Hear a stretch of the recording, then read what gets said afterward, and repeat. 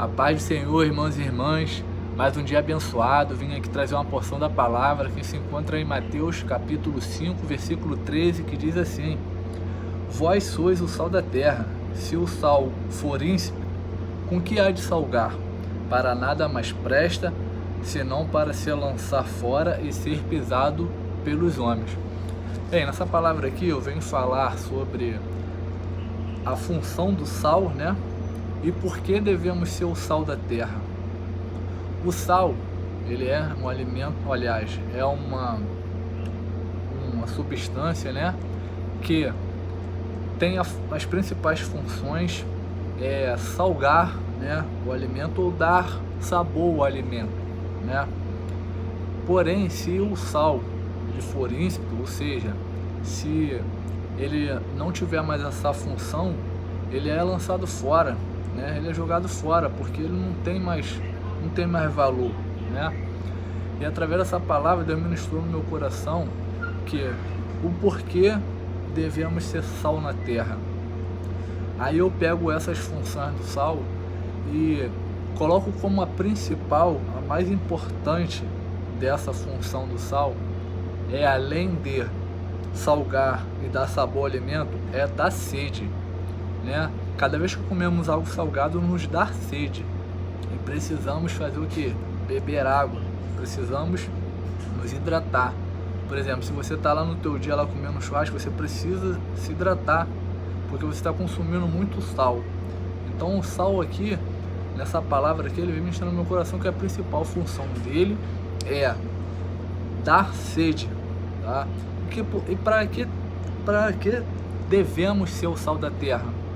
Né? Para dar sede nas pessoas, através do Evangelho, né?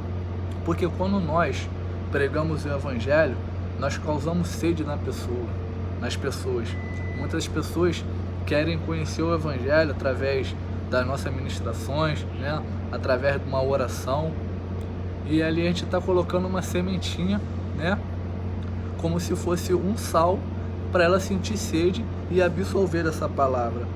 E a palavra de Deus diz em Gênesis capítulo 2, versículo 7, que Deus é o fôlego de vida. Em João 4, 10, Deus é a fonte de água viva.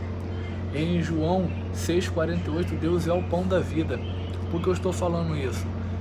Através de um breve estudo, eu li que o corpo humano ele não consegue sobreviver, não consegue resistir a mais de 4 minutos sem oxigênio, né?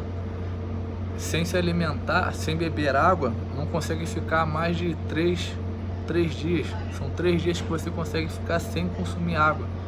E alimento em base uns 50 dias. Então, seu corpo ele não consegue resistir à falta de oxigênio, à falta de água e à falta de alimento. E esses 3 itens que eu acabei de falar, eu relato nessas passagens que eu falei agora. Deus é o fôlego de vida, Deus é o oxigênio, Deus é a fonte de água viva, ou seja, Deus é a água. E Deus é o pão da vida, é o alimento. Então precisamos pregar a palavra onde quer que estejamos, tá? Anunciar o Evangelho para que as pessoas tenham sede de se alimentar da palavra, que também a palavra de Deus diz que nem só de pão viverá o homem, mas de toda a palavra, tá? Então essa palavra aqui ministrou muito no meu coração para dizer que precisamos cada vez mais ser sal na terra, precisamos mais falar do amor de Deus, precisamos anunciar o Evangelho para que pessoas não morram de sede, para as pessoas que não ficam no meio do caminho. Ah, Bruno, o que você está dizendo? Que então se eu virar cristão eu nunca mais vou morrer? Não existe ninguém imortal, mas existe uma palavra de salvação. Existe uma promessa que Jesus irá voltar e que buscará os seus, né, a salvação, e teremos morada onde não terá sofrimento, nem angústia, nem dor, tá? Os salvos viverão em plena alegria, em contrapartida os condenados viverão em sofrimento eterno. Então, para que vocês acham que morreu, acabou, vocês estão sendo enganados pelo inimigo, tá? Eu preciso dizer a verdade, queira você acreditar ou não, tá? E não sou eu que estou dizendo, é a palavra de Deus que diz, tá? Espero que vocês tenham gostado dessa mensagem de hoje, tá? É uma mensagem que veio ao meu coração e já vem essa palavra ministrando no meu coração há bastante tempo, né?